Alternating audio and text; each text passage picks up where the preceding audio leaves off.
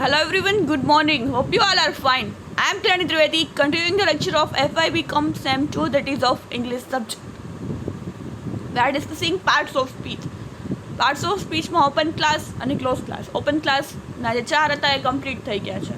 Noun, verb, adjective અને adverb. Now we are on the second part, that is close class. Close ક્લાસમાં pronoun, preposition, interjection અને conjunction આ ચાર ડિટેલમાં જોવાના છે. એમાં આપણે પ્રોનાઉન કાલે જોયું. નાઉનની જગ્યાએ વપરાય છે પ્રોનાઉન, પર્સનલ પ્રોનાઉન, ડેમોન્સ્ટ્રેટિવ પ્રોનાઉન્સ અને ઇન્ટ્રોગેટિવ પ્રોનાઉન્સ. નાઉન એટલે name of place, person and thing. Adjective એટલે જે નાઉનને ડિસ્ક્રાઇબ કરે છે. વર્બ એટલે જે એક્શન ક્રિયા બતાવે છે. અને એડવર્બ એટલે વર્બમાં કંઈક વધારો કરતો શબ્દ, ક્રિયા વિશેષણ.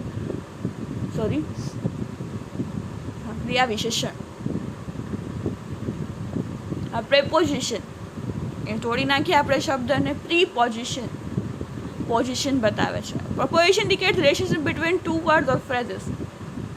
બે શબ્દ અથવા તો વાક્યમાં રહેલા શબ્દ સમૂહ વચ્ચેનો સંબંધ દર્શાવતા ભાગને પ્રપોઝિશન કહેવામાં, એટલે કે નામ યોગ્ય અવયવ કહેવામાં આવે છે. We stood under the tree. Preposition under, on, in, above, at, without, on, in, under, above, among, with a view to, on behalf of, among, by, to. તો આ બધા છે પોઝિશન બતાવતા શબ્દો છે વાક્યમાં. ક્યાં છે? વેર. વી સ્ટૂડ, અમે ક્યાં ઊભા હતા? Under the tree. ક્યાં? તો કે અંડર ધ ટ્રી. તો અંડર છે પ્રેપોઝિશન છે. પછી he fell into a well. પડ્યો પણ ક્યાં? તો કે ઇન ટુ ધ વેલ. પોઝિશન બતાવે છે ઇન ટુ ધ વેલ, કૂવાની અંદર. સી રસ ટુવાર્ડ્સ, એ દોડથી મારા તરફ આવે. ટુવાર્ડ્સ, મારા તરફ. They are in the classroom, એ બધા ક્યાં છે? તો કે ઇન ધ ક્લાસરૂમ, ક્લાસરૂમની અંદર છે. લુક એટ મી, મારી સામું જો. I couldn't do that work without your help, તમારી હેલ્પ વગર તો આ કામ થશે જ નહીં. Distribute the sweets among children, આ સ્વીટ્સને ચિલ્ડ્રન, બાળકોને વેચી દો. I will be back by midnight, bye, હું મિડનાઇટ સુધીમાં આવી જ જઈશ. He went Agra with a view to સીંગ ધ તાજ. કેના લીધે ગયા હતા? તો તાજમહેલ જોવાના હેતુથી જ એ લોકો આગ્રા ગયા. Please sign here in on behalf of your father, મારા ફાધરના બદલે તમે અહીંયા સાઇન કરી આપો. તો આ બધા છે પ્રેપોઝિશન છે. પ્રેપોઝિશનને મુખ્યત્વે બે રીતે વર્ગીકૃત કરવામાં આવે છે. એના બે ટાઈપ્સ છે, kinds of preposition. Simple preposition એટલે સાદા નામયોગી અવ્યયો, અને ફ્રેઝ પ્રેપોઝિશન એટલે શબ્દ સમૂહ જોડેલું હોય, with a view to, in order to, according to, એ બધા. સિમ્પલ પ્રેપોઝિશન એટલે સાદા નામયોગી અવ્યયો.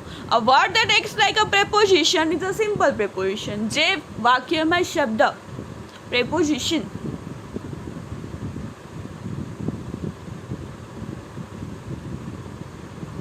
Acts like a preposition, preposition જેવો દેખાય છે, મીન્સ કે same, simple, IIT, non, under, એ સિમ્પલ પ્રેપોઝિશન કહેવામાં આવે છે. કોઈ પ્રિફિક્સ, સફિક્સ મદદથી બનેલ પ્રેપોઝિશનને કમ્પાઉન્ડ પ્રેપોઝિશન પણ કહેવામાં આવે છે, જેમાં સફિક્સ, પ્રિફિક્સ લગાડેલા હોય, એસ, ઈએસ, એવા બધા, આઈઈએસ. એટલે હવે સિમ્પલ પ્રેપોઝિશનમાં કયા આવશે? At, in, on, under, before, below, for, with, of, upon, until, up, to, since, beside, towards, from, across. આ બધા છે સિમ્પલ એટલે સાદા પ્રેપોઝિશન છે, જે વાક્યમાં પોઝિશન બતાવે છે. તો આ ક્યાં છે? I will see you at 7 o'clock. તો હું 7 વાગે તને મળીશ. The ball is in the box, બોલ છે બોક્સની અંદર છે. Duster is on the table, table ઉપર છે. Train left before we rich the station, હવે સ્ટેશન પહોંચ્યા એ પહેલાં ટ્રેન જતી રહી.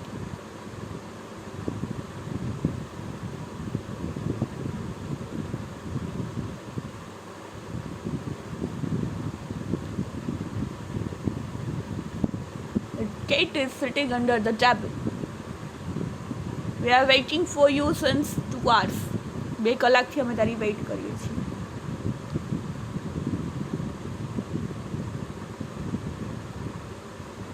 We have to go to the garden with her parents. એના પેરેન્ટ્સની સાથે અમારે જવાનું છે.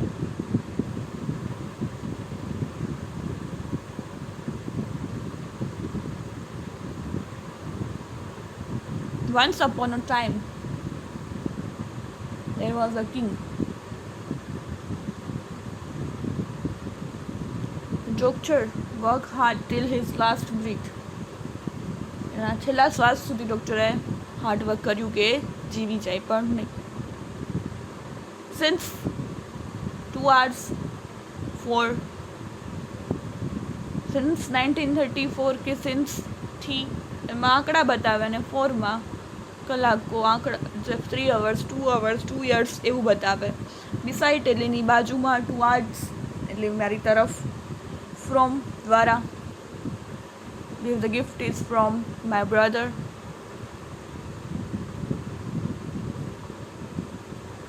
Across the river ની પાસે. તો આ બધા સાદા પ્રિપોઝિશન છે જે વાક્યમાં પોઝિશન બતાવે છે. Next is phrase preposition. શબ્દ સમૂહના યોગી અવ્યય. A phrase that acts like preposition is called phrase preposition.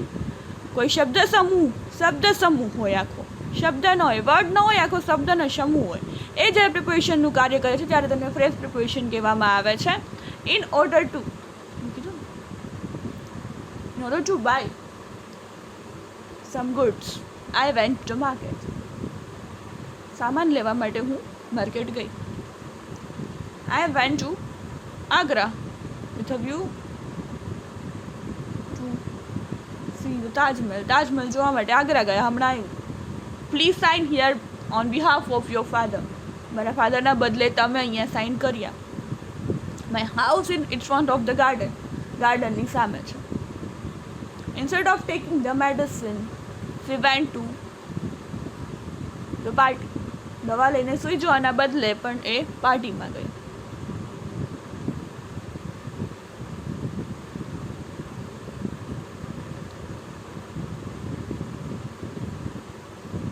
Apart from this, there are many books in my library. આના સિવાય પણ મારી પાસે ઘણી બધી બુક્સો છે. I went to her birthday party for the sake of his parents' wish. એના પેરેન્ટ્સની વિશ હતી એટલા માટે હું ત્યાં ગઈ.